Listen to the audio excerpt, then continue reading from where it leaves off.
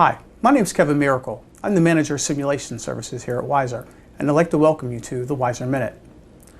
During this video, we're going to review the advantages of using a handler to control the simulator instead of running it on the fly. It is important to know that this video is not intended to teach you how to program handlers. As we begin, it's important to understand what a handler is and its importance during simulation. Within the simulator software, a handler is a function that contains programmed statements that are executed in response to an event once they are selected during the scenario. In other words, the handler is a pre-programmed scenario event that, when clicked, allows the simulator to change physiologic parameters in response to the participant's actions.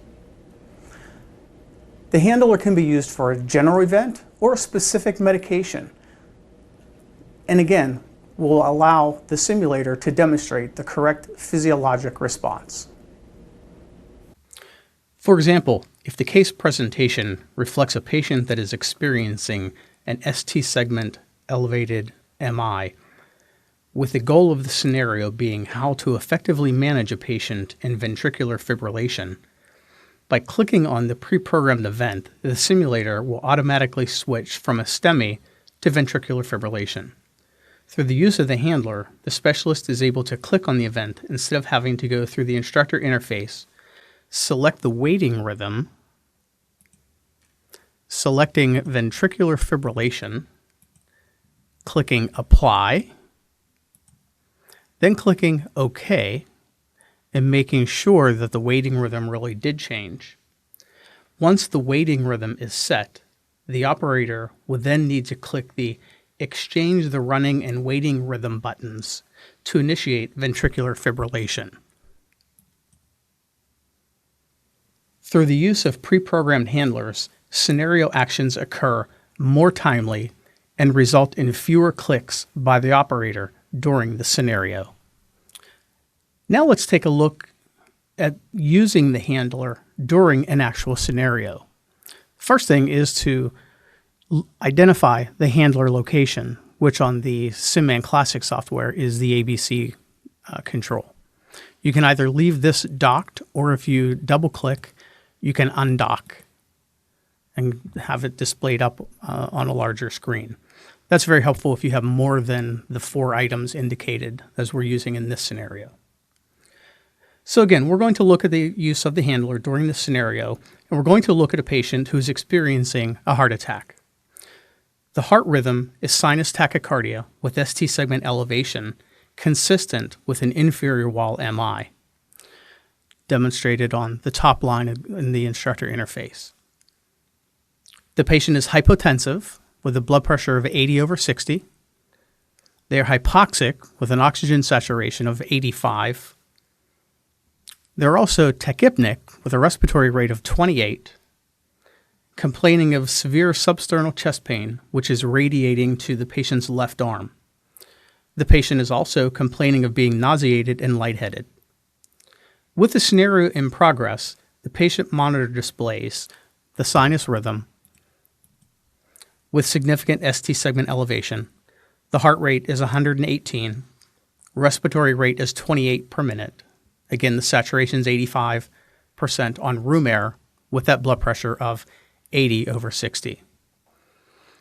As the participant begins their assessment of the patient, they've determined that due to the low oxygen saturation, they want to start oxygen therapy using a non-rebreather oxygen mask at 15 liters per minute.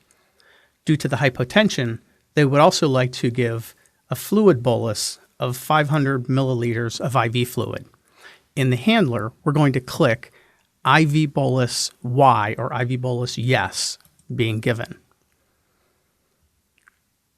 As you will see on the instructor interface, based off of the arterial blood pressure, the patient's blood pressure is reacting in response to giving the IV fluid bolus.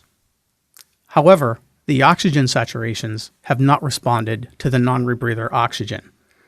Based off of this, the participants elect to give bag valve mask ventilation. In the handler, again, we click BVM Yes. Over the course of the next several seconds, you will see the oxygen saturation begin to rise. Now, based off of those 2 clicks on the handler, we now have a relatively normotensive individual with a regular or normal oxygen saturation. At this time, the instructor then gives the high sign, or whatever is agreed upon with the simulation specialist, which is the indication to initiate ventricular fibrillation. Again, 1 click, the patient goes immediately into ventricular fibrillation. The participants shall now immediately begin CPR. Chest compressions are administered, bag mask ventilation are continued, and the defibrillator is brought to the bedside for immediate defibrillation. Following the defibrillation, the simulator shall automatically convert from ventricular fibrillation back into sinus rhythm with an ST segment elevation. Or, if the simulator does not respond, you can click the defibrillate Y indicator on the handler, and again, the rhythm will immediately switch back to sinus rhythm with ST segment elevation. Having achieved the desired outcome of the immediate initiation of CPR and immediate defibrillation for ventricular fibrillation, the simulator exhibits return of spontaneous circulation and ends the scenario.